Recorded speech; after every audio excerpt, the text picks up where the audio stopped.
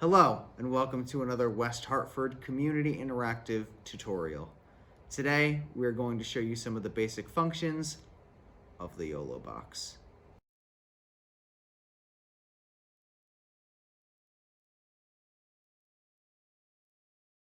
The Yolobox is a portable live streaming system that comes in handy for a lot of different events.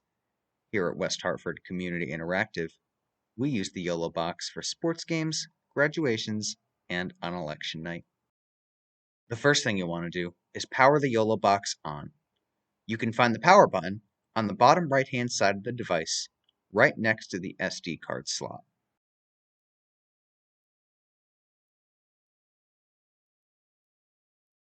Once your box is on, you might notice a couple different features in the upper right-hand corner.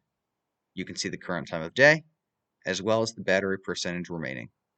The next step is connecting to Wi-Fi. In order to do that, you'll need to click on the icon of the person with 3 lines directly beneath the battery percentage.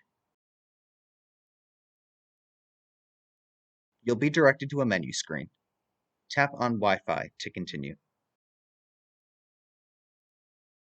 Select the Use Wi-Fi toggle, which will allow for the available networks to appear. If you don't automatically connect, scroll down until you find the network you're looking for. You can also add a different network, find other saved networks, or view Wi-Fi preferences. If you click on a password-protected network, enter the password to continue.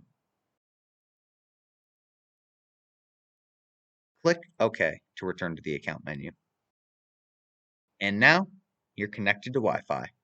Thank you for watching this tutorial, and tune in next time, where we'll show you how to run a network test.